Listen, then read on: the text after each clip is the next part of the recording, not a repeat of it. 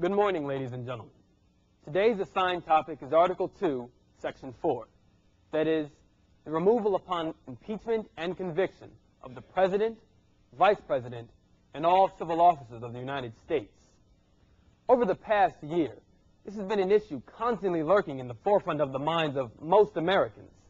And despite the fact that it has been dissected by every constitutional expert on every news show in America, or maybe even because of that fact, we perhaps still do not have the proper understanding of this piece of our Constitution that the Founding Fathers would have liked us to.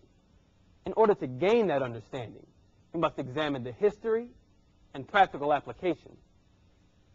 During the constitutional conviction, this provision, borrowed from our English heritage, during which it was used to remove bad officers protected by the king, was seen as a necessity for the nation. And the only questions that arose were what body would try impeachments and for what reasons. James Madison, the father of our Constitution, offered this answer, saying that impeachment was to be used primarily against the executive branch as a crucial gear in our complex inner workings of checks and balances. Also, judges may be impeached, as they are defined as civil officers of the United States.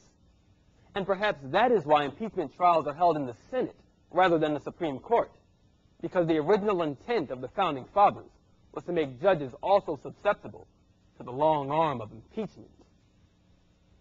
The controversy begins over what is an impeachable offense. While treason and bribery are clearly detailed in the Constitution or through common law and legal statutes, the phrase high crimes and misdemeanors is open to much debate. During the Jefferson administration, the Democratic Republican president attempted to put an end to the propaganda of the Federalist majority in the judicial branch through impeachment.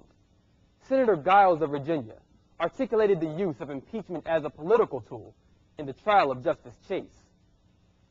The power of impeachment was given without limitation to the House of Representatives. The power of trying impeachments was given equally without limitation to the Senate. A trial need not imply any criminality or corruption in him.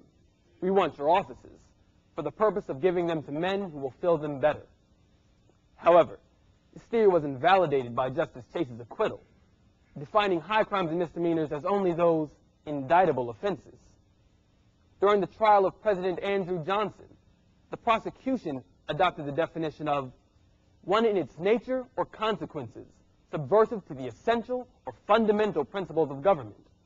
This lost out once again to the defensive position of defining high crimes and misdemeanors as only those high criminal offenses against the United States. With Richard Nixon, the nation came close to finally getting an answer. However, his eventual resignation left us with only more what-ifs. What argument would the Founding Fathers accept? Perhaps we will never know. But until that time, we must continue to put faith in our elected representatives with the belief that they will always make the choice that's beneficial for the nation. Falling in line with the intent that the Supreme Court be virtually uninvolved in the impeachment process, there is no judicial review of an impeachment trial. In the 1993 case of Nixon versus the United States, the Supreme Court made it clear that the Constitution gave jurisdiction of impeachment trials solely to the Senate. This insistence that the Supreme Court stay out of the impeachment process is in order to preserve the purity of it, because judges may also be impeached.